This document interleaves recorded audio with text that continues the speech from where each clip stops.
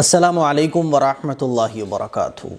سورہ آل عمران کا جو آخری رکوع ہے، اس آخری رکوع میں بڑی پیاری پیاری دعائیں ہیں، اللہ کی قدرت کا بیان ہے اور جنتیوں کا تذکرہ ہے۔ آخرت کے دن جو ناکام ہو گیا اس کا کیا حشر ہونے والا ہے، اس کا تذکرہ ہے۔ تو سورہ آل عمران کا جو آخری رکوع ہے نا، وہ بہت پاورفل ہے، بہت امپورٹنٹ ہے، خاص طور پر ہم گنہگاروں کے لیے، جن لوگوں کی مرادیں پوری نہیں ہوتی ان کے لیے، جن لوگوں کی دعائیں قبول نہیں ہو رہی ان کے لیے، جو لوگ اللہ سے اپنا تعلق مضبوط کرنا چاہتے ہیں ان کے لیے سورہ آل عمران کا آخری رکوع بہت پاورفل ہے۔ اور سورہ آل عمران کے آخری رکوع کی اہمیت کا اندازہ آپ لوگ اس سے لگا سکتے ہیں کہ رسول اللہ صلی اللہ علیہ وسلم جب تہجد میں اٹھا کرتے تھے نا، تو حضور علیہ الصلوۃ والسلام کے بارے میں آتا ہے کہ حضور جب تہجد کے لیے اٹھتے تو سب سے پہلے اس آخری رکوع کی تلاوت فرماتے، پھر وضو کرتے اور اس کے بعد نماز شروع کرتے۔ یعنی سب سے پہلا کام حضور کا تہجد میں اٹھ کر اس آخری رکوع کو پڑھنا ہوتا تھا۔ آپ اندازہ کیجئے کہ کتنی اہمیت کا حامل ہو سکتا ہے یہ آخری رکوع۔ اسکرین پر آپ لوگ دیکھ سکتے ہیں، یہ سورہ آل عمران کا بالکل آخری رکوع ہے۔ ان فی خلق السماوات والارض واختلاف اللیل والنہار لآیات لأولی الالباب۔ اللہ کی قدرت میں غور کرنے کا ذکر ہے کہ اللہ کی قدرت میں غور کرو کہ کیسے اللہ تعالیٰ دن نکالتا ہے، کیسے رات ہوتی ہے۔ اللہ کی قدرت میں غور کرو، کتنا بڑا سورج بنایا ہوا ہے، کیسا خوبصورت اور پیارا نظام ہے اللہ کا۔ اللہ فرماتا ہے کہ جب اللہ کی قدرت میں تم غور کرو گے تو اللہ کا یقین اور اللہ سے محبت تمہاری بڑھے گی اور تم اللہ کو یاد کرنے والے بن جاؤ گے۔ پھر تم اللہ کو یاد کرو گے بیٹھے بیٹھے، کھڑے کھڑے، رات میں اللہ کے سامنے ہاتھ اٹھا کر نماز پڑھتے ہوئے اللہ کو یاد کرنے والے بن جاؤ گے۔ اور اس رکوع کے اندر پیاری پیاری دعائیں بھی ہیں۔ اگر ممکن ہو سکے تو میں تو یہی کہنا چاہوں گا کہ ان دعاؤں کو آپ عربی میں جو یہ دعائیں ہیں ان کو آپ یاد کر لو۔ دیکھو دعائیں کیسی ہیں، ربنا ما خلقت ھذا باطلا، ہے نا، اللہ کی تعریف بیان ہو رہی ہے، اے ہمارے پروردگار آپ نے اس پوری کائنات کو جو ہے نا وہ بلا وجہ نہیں بنایا۔ سبحانک فقنا عذاب النار، اللہ کی تعریف بیان ہو رہی ہے، حمد اللہ کی بیان ہو رہی ہے، اے اللہ آپ پاکیزہ ہیں فضول کی چیزوں سے۔ پھر اس میں دعائے فقنا عذاب النار کہ اللہ تو ہمیں جہنم کے عذاب سے بچا۔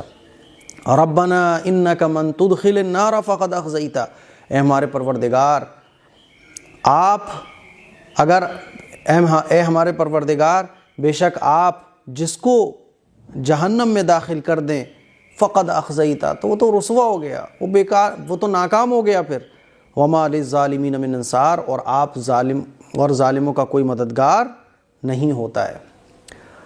تو اللہ سے دعا کی جا رہی ہے کہ اللہ تو ہمیں جنت میں داخل فرما۔ آگے اللہ سے اور بھی دعائیں ہیں، ربنا اننا سمعنا منادیا ینادی للایمان ان آمنوا بربکم فآمنا، اے ہمارے پروردگار ہم نے آخری پیغمبر کی دعوت کو قبول کیا اور آخری پیغمبر کی دعوت کو قبول کر کے ہم تجھ پر ایمان لے آئے۔ ربنا فاغفر لنا ذنوبنا، اے ہمارے پروردگار ہمارے گناہوں کو معاف فرما، وکفر عنا سیئاتنا، ہمارے گناہوں کا کفارہ بنا دے، تو ہماری نیکیوں کو کفارہ بنا دے، ہمارے نیک اعمال کو کفارہ بنا دے، ہم سے ہماری برائیوں کو بالکل ختم فرما دے، وتوفنا مع الابرار، اور جب ہم اس دنیا سے جائیں تو ہمارا خاتمہ ایسے ہو کہ ہم نیک لوگوں میں شامل ہو جائیں۔ ربنا آتنا ما وعدتنا علی رسولک ولا تخزنا یوم القیامہ، اے ہمارے پروردگار آپ نے جس چیز کا ہم سے وعدہ کیا ہے اپنے رسولوں کے ذریعے، ولا تخزنا یوم القیامہ، وہ چیز ہمیں عطا فرما اور آخرت کے دن کی رسوائی سے ہمیں بچا۔ انک لا تخلف المیعاد، اے اللہ آپ جو وعدہ کرتے ہیں اس کی وعدہ خلافی نہیں کرتے۔ تو یہ دعائیں ہیں۔ پھر کافروں کا ذکر ہے کہ اللہ تعالیٰ جو تیرے نافرمان ہوتے ہیں ان کا کیا حشر ہونے والا ہے، اور آگے نیک لوگوں کا ذکر ہے کہ اللہ جو تیری تعریف اور تیرے حکموں پر عمل کرتے ہیں ان کو تو اجر کیسا دے گا، کیسا اجر دے گا؟ جنات تجری من تحتها الانہار، ایسی جنتیں ان کو ملیں گی، ایسی جنت میں وہ داخل ہوں گے کہ ان کے نیچے نہریں جاری ہوں گی۔ اور یہ سب ان کو نیک لوگوں کو کیوں ملے گا؟ ثواب من عند اللہ، یہ تمام کی تمام چیزیں اللہ تعالیٰ کی طرف سے بطور تحفہ، بطور اجر، بطور ثواب ان کو دی جائیں گی۔ واللہ عندہ حسن الثواب، اور اللہ کے پاس تو بہترین اجر اور ثواب ہے اپنے نیک بندوں کے لیے۔ پھر اللہ تعالیٰ اس پورے رکوع میں بہت ساری چیزیں ہیں، اگر آپ کو سب سمجھنا ہے تو قرآن مجید کی تفسیر اور ترجمے کو جو سلسلہ ہمارا چل رہا ہے اس سلسلے کو پھر آپ کو روزانہ دیکھنا پڑے گا۔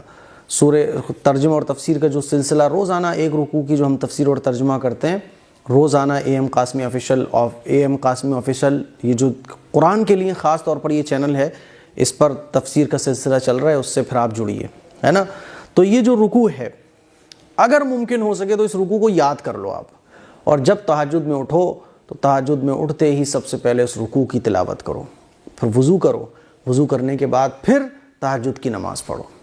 اور اگر یاد نہیں ہے تو میں تو یہ کہوں گا کہ یہ جو ربنا ربنا والی آیتیں ہیں جس میں دعائیں ہیں، اس کو یاد کر لو، اور یہ بھی اگر یاد نہیں ہو پا رہی ہیں تو پھر کیا کرنا ہے؟ دیکھ کے پڑھ لو۔ اب دیکھ کے پڑھنے کے لیے تو وضو کرنا پڑے گا، تو سب سے پہلے تہجد میں اٹھو، تہجد میں اٹھنے کے بعد وضو کرو، وضو کرنے کے بعد اس رکوع کو پڑھو، اس رکوع کو پڑھو، اور اس رکوع کو پڑھنے کے بعد پھر جو ہے تہجد کی نماز پڑھو۔